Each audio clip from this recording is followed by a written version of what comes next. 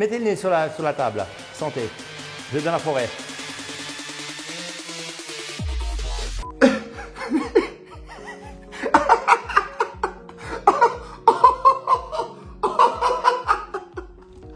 Oh pardon. Oh, c'est que j'étais en train de regarder mon Instagram et...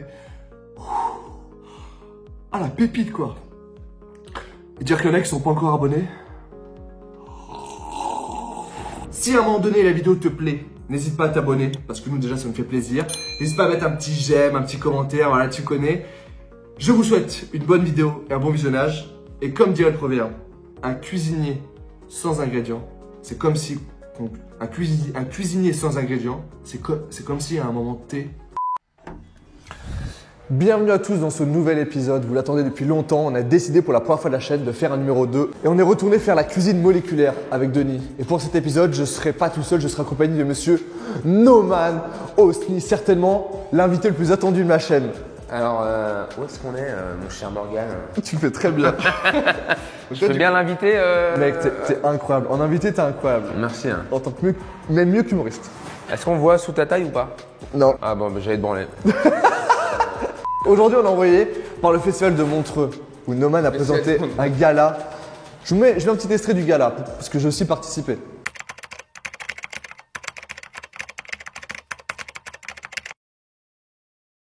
Est-ce que tu connais la cuisine moléculaire? Pas du tout. Vraiment, pour moi, cuisine moléculaire, j'ai l'impression que c'est une matière au lycée. Alors, c'est pas très loin. En fait, c'est un mélange entre la cuisine et la chimie. Même si pour les grands cuisiniers, la cuisine, c'est de la chimie. Bon, ça va être incroyable. C'est la première fois que je fais un épisode 2 sur ma chaîne. Et en fait, moi, je fais partie du 2, quoi. C'est comme si j'arrivais dans Terminator 2, je suis un nouveau personnage. C'est le mieux. Voilà. C'est le mieux en temps. Terminator 2, il est bien. Ouais. Non, il est pourri, frère. Ah ouais, t'as pas trouvé ça bien, Terminator 2? Attends. Titanic 2, il est bien. Titanic 2. Je te jure qu'il est bien. Jésus 2. Il est pourri. Titanic 2, vraiment, en vrai. Non, attends, on peut pas commencer à parler de Titanic 2 comme ça. Salut, nickel. Bon, déjà, j'ai l'impression d'arriver dans un cours de sciences naturelles. On va parler de cryogénisation aujourd'hui. C'est ce qu'on fait, on met les humains dans la cryogénisation pour les conserver pour plus tard. Alors, c'est pas du tout la même cryogénisation. Nous, ce qui nous intéresse, c'est de concentrer les arômes par le froid. Alors, il faut savoir une chose, c'est que la congélation, tu mets par exemple un poisson au congélateur, c'est de l'eau. Si tu montes sur le Mont Blanc, à moins 20 degrés, et tu mets pas de la pommade, tes lèvres vont exploser. Parce que tes cellules d'eau vont gonfler, puis elles vont exploser. La congélation, pour congeler, on passe par un niveau de cristaux. La cryogénisation, on descend tellement rapidement la température sans passer par cette phase de cristaux. Comment tu la descends, la température? Avec de l'azote liquide à moins 196 degrés. Maintenant, il ne faut pas mettre les mains dedans parce que c'est à moins 200 degrés, t'imagines. Hein? Il n'y a pas un truc du genre si on fait ça sur la table, ça va même pas être mouillé, ça va s'écarquiller comme ça? Ah ouais, mais tu risques de brûler aussi, toi, il faut faire très attention. Au niveau nourriture, ce qui est hyper bien, c'est que, par exemple, je te donne un exemple qui est hyper intéressant. Tu manges un petit pois dans un jardin. Il est sucré, il est très doux. Le même petit pois que tu achètes au magasin le lendemain, tu l'ouvres, il est amer. Ouais. Pourquoi? Parce que du moment qu'on a enlevé le petit pois de sa chlorophylle, on perd 40% de sucre. Alors nous, ce qu'on fait, on reçoit les petits pois en racines, on les met dans l'azote liquide et on garde tout le sucre. Alors je vais vous montrer une expérience pour expliquer comment fonctionne ce principe d'azote liquide et surtout comment fonctionne un micro-ondes. Ça, c'est des glaçons. Si je les mets au micro-ondes, ils vont fondre, on est d'accord? On est d'accord. Ouais. Pour quelle raison? Regarde, parce qu'ils sont remplis de gouttelettes d'eau et les ondes vont tourner dessus, ça va les agiter et ce frottement va chauffer à 100 degrés. Si j'arrivais à sécher ces glaçons, on pourrait les mettre au micro-ondes pendant 1 heure. Là, j'ai pris un glaçon, j'ai mis dans l'azote liquide, voilà. Il est maintenant à moins 196 degrés. Maintenant, je vais le mettre au micro-ondes pendant 1 minute. D'accord? Et on va voir ce qui se passe. Il est sur quel programme? Maximum. Ok, vas-y. C'est 100 degrés dans la microseconde, un micro-ondes. Il n'a pas fondu, lui. Non, il n'a pas fondu. Maintenant, si tu veux cuire au micro-ondes, rappelle-toi l'image du glaçon sur l'assiette chaude. Ah ouais, d'accord. Et il est bouillant, hein? Ouais, mais ça me fait penser, tu sais, quand le sol est froid et qu'on balance de l'eau chaude dessus pour faire du verglas. Ouais. Ça me fait penser à ça, ouais. Si je te fais déguster le jus de citron ici, il est acide et amer, on est d'accord? Moi, mon intérêt, c'est de récupérer que l'odeur du citron, sans l'amertume, sans l'acidité. L'intérêt que je vais avoir, c'est de récupérer cette odeur, la mettre ici, ce qui va correspondre à mon nez. Ouais. Et ça, c'est ma bouche. En définitive, le citron qui est là, à la fin, j'aurai que de l'acidité et de l'amertume, mais plus d'odeur. Et de ce côté, j'aurai que l'odeur. Et ensuite, je vais mettre ça dans une centrifugeuse et on va récupérer nos huiles essentielles. On peut faire ça avec n'importe quoi? Ouais, tout ce qui contient du gras. Les agrumes, tu vois, une tomate, on n'a pas, par exemple. Le cannabis? L'appareil est bientôt sous vide. On va avoir une ébullition à froid. Ça va arriver, hein, voilà. Toi, ça bout. Ah ouais, Ça bout à froid. Maintenant, ces vapeurs vont monter, elles vont partir dans le laboratoire. Je vais poser ici de l'azote liquide. C'est le froid. Donc, c'est comme une trappe, c'est comme une porte qui se ferme. Les vapeurs ne pourront pas partir dans le tuyau, elles vont descendre. Mais quand elles seront là, elles vont remonter vu que c'est des vapeurs. Alors, je vais les cryogéniser.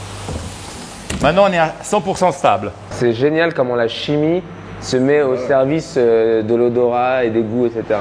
Là, on est dans la forêt. Donc, l'idée, c'est de marcher dans la forêt. Dans la cuisine, on a l'odorat. On a également l'ouïe. Quand tu prends du pain qui est mou, c'est pas terrible. Tu prends du pain qui est bien cuit, le bruit dans l'oreille est génial. Alors, le crunchy de la forêt, je l'ai là. Alors là, on a la feuille de riz avec le bolet. Ici, c'est de la poire et du céleri. Là, j'ai du bolet qui a été cryogénisé. Ensuite, j'ai des champignons de Paris. Maintenant, j'ai des graines de coriandre. Plein de gens n'aiment pas la graine de coriandre. Et là, on la fait manger. Ensuite, j'ai du gros sel. Là, tu vois, si c'est pas lui qui me fait ça, je te jure, j'ai pas envie de le manger. Voilà. Si je le connais pas. Ah ouais, Ensuite, vous allez sentir le meuble. Le meuble. Mettez le nez sur la table. Là. Sentez. Vous êtes dans la forêt. Oh, de ouf. Ouais, c'est vrai. On a l'air de débile, mais Sentez bien, vous êtes dans la forêt là. on se croirait dans ta chambre quand on rentre. On dirait ton entrée sur scène. Là, on est vraiment dans la forêt. Hein. Tu es vraiment dans la forêt. Faut sentir ça. Et quand tu manges ça, tu auras le crunchy, comme si tu marches sur les branches. Et là, tu es dans la forêt. C'est un délire ce truc de champignons. T'es content? Je suis Moi, content de ça me pas avoir parle. mangé ce matin.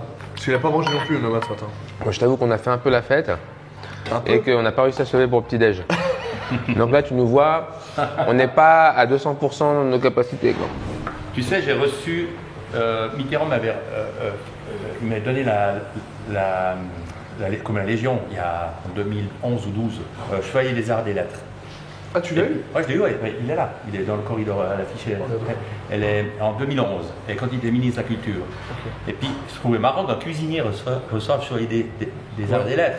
Et puis, quand il me donne la médaille, je dis, c'est marrant, j'ai fait toute ma vie de l'art. Elle a RD, toi. Je vais vous faire un plat. Là, on a de la Granny Smith, pomme verte. Là, on a de l'azote liquide. On va laisser couler au goutte à goutte, d'accord? Dans l'azote. Ça va faire des perles quoi. Voilà. Ouais, ça fait des petites billes. Par contre, avec une concentration de goût incroyable. Bon, maintenant, je vais vous faire une simple purée de pommes de terre, d'accord? Voilà. Là, j'ai mes billes de pommes qu'on a fait avant. Maintenant, je vais mettre de l'anis. On va mettre un peu en goutte. L'idée, c'est d'avoir le goût de la pomme de terre, le goût de la pomme verte, la fraîcheur et l'anis derrière. Et moi, je kiffe. Alors, je vais vous faire un fromage maintenant. On va goûter un fromage. Un vacherin fribourgeois. Je connais, j'adore ça. Et là, on a travaillé sur une couleur rouge parce que la peau du vacherin est souvent rouge. On a travaillé avec la cochenille, qui est le colorant naturel. Et on va travailler avec le cédrat et avec de la coriandre, des goûts différents. C'est juste histoire que le vacherin, qu'on a aussi refroidi très très froid, on lui donne une autre température derrière, et le contraste des deux va faire qu'on aura un goût en bouche qui va durer très longtemps. J'ai travaillé avec une super laiterie qui me fait mon fromage, mais j'avais juste envie de lui donner une autre histoire qu'un morceau de fromage, toi. Et là, on est dans le cédrat avec de la coriandre, un petit peu de piment vert, et là, on a cette coque qu'on a créée, qui n'est pas du tout grasse, et on a ce vacherin qui a vraiment un goût… C'est une apparence de dessert. Hein. Je vous laisse en prendre un, vous le mangez en une bouchée. Ah, c'est chaud et tout. Allez-y, une bouchée, verrez. Déjà, c'est incroyable. Et en fait, t'as raison, c'est qu'à chaque fois, il y a un goût différent. Et il y a le fromage qui revient. Tu retrouves un autre goût, genre la coriandre, il y a le fromage qui revient. Voilà. Ce qui est intéressant, c'est que tu as ce côté, tout va se mélanger. Alors, au début, tu as quelque chose qui tout se mélange. Puis après, par rétronasal, tu as le fromage, après tu as la coriandre, après tu as le citron qui va arriver, après ça s'inverse, après c'est le citron qui revient. Là, j'ai une langoustine. Ouais, c'est des grosses langoustines. Hein. Je vais mettre la langoustine ici, voilà. Je vais déposer un peu de gros sel. Ensuite, je vais poser framboise lyophilisée, la technique qu'on a vue avant de lyophilisation. Ensuite, ça c'est du jus de pomme et jus de poire réduit, ce qu'on appelle la résinée en Suisse. Citronnelle gingembre. Ça c'est des pamplemousses qu'on a mis dans l'azote. Et là, c'est de l'huile de noix. Ce qui est important, c'est la texture de la langoustine et les goûts qui vont venir en fin de bouche. Alors, au-delà du fait que tes mélanges ils sont ouf, mais c'est aussi les produits un par un parce que l'huile de noix, la langue, c'est langouste, tu m'as dit? Langoustine. Langoustine, c'est incroyable. Il n'y a aucune critique qui est possible. Alors là, j'ai des Saint-Jacques. Ça, c'est du panais. C'est une vieille variété de carottes. Ça, c'est de la racine de persil. Ça, c'est des mangues. Ça, c'est de la racine de persil comme avant, macérée dans la betterave rouge. Ça, c'est du poivron rouge. Alors là, j'en mets très très peu, toi. Ensuite, ça, c'est une huile de cacahuètes grillées. Alors, l'idée, c'est d'avoir un peu le côté terre, le côté mer, le côté croquant. Moi, je sens tout. Je sens la cacahuète, je sens la betterave, je sens la...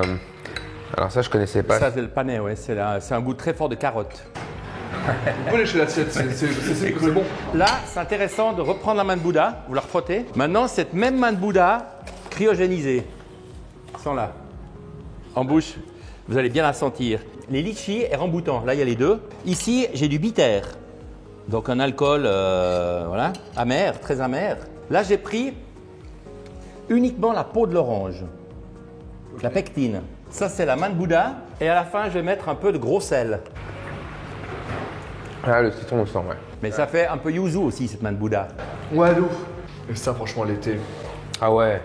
Ça, c'est un cognac de bœuf. Il n'y a pas du tout de cognac. Par contre, j'ai pris tous les arômes du cognac. Premier bémol. Le pain grillé, tous les arômes qu'on peut trouver dans le cognac. Hein. Et vous allez les retrouver Ah, dans... c'est un shot. C'est génial. Non, mais en vrai, t'arrives avec un truc que tu peux pas goûter ailleurs, quoi. Il n'y a pas d'alcool. Il n'y a pas d'alcool, parce que là, j'ai senti, Non, et tu peux te dire qu'il y a de l'alcool. Tu sais quoi? C'est comme les barriques de Bordeaux, où il les brûle, il les torréfie pour donner des arômes dedans. Et quand tu torréfies une barrique de bois, tu récupères l'odeur du pain grillé, tu récupères l'odeur de la réglisse, et on a tous les odeurs du cognac, alors qu'il n'y a pas de cognac. Il y a un côté piquant un peu, non? Ouais. C'est relevé un peu? Ouais. Alors tu sais, ça on l'a vers la fin du menu. C'est juste pour donner un côté punch pour le dernier plat. Mets-moi 1 mètre. Je veux 1 mètre de shot comme ça. Je vais vous faire un dessert maintenant. Mets ton nez là-dessus. Ouais, là, il y a l'odeur. C'est vraiment le citron Là, il y a là. l'odeur. Amaretto Grand fan d'amaretto. avec blanc d'œuf. Ensuite, ici, mettre un peu d'acidité. J'ai du cassis.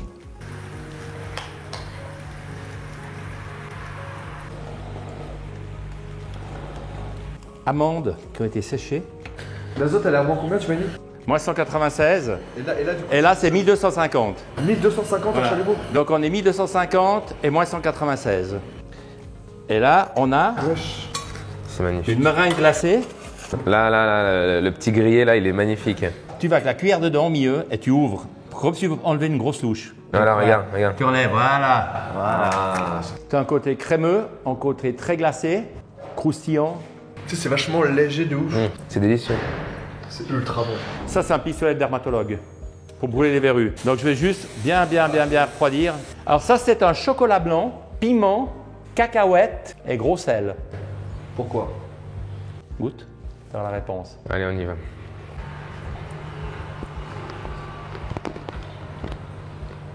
Il y a un ingrédient que t'as pas donné ou t'as donné tous les ingrédients là? Chocolat blanc, cacahuète, piment, gros sel. C'est ouf. Les mélanges sont parfaits. Le piment dans le dessert, c'est vrai que t'as raison, ça met grave en valeur et ça pique un peu, mais ça arrache pas la tronche. Franchement, Denis, c'était incroyable. Merci beaucoup. J'ai l'impression que Denis, je pourrais faire 10 épisodes ici. Il y aurait 10 trucs à chaque fois incroyables. Tu vois. T'as envie de revenir ici manger ou pas? Clairement, j'ai été impressionné par différentes choses que ma langue n'avait jamais expérimentées. Donc, merci de m'avoir invité parce que vraiment, c'est vraiment cool. Hein. Merci au Montreux Comedy Festival. T'as permis d'organiser un petit peu cette rencontre et ces tournages. Du coup, ça t'a fait découvrir plein de choses. Ouais, je suis vraiment très heureux. Denis, je mets ton petit restaurant. Enfin, ton petit restaurant. Je mets ton restaurant. Salut, Ciao. enchanté, hein. En description Pareillement. pour ceux qui veulent venir tester. Même sur Instagram, maintenant que j'étais sur Instagram, je vois que tu fais plein de trucs aussi un peu. C'est bien, t'es sur Instagram. Ouais, je fais plein de trucs. Merci à tous de nous avoir suivis. C'était Denis, c'était Nomad, c'est Morgan en direct de YouTube et du Montreux Comedy Festival.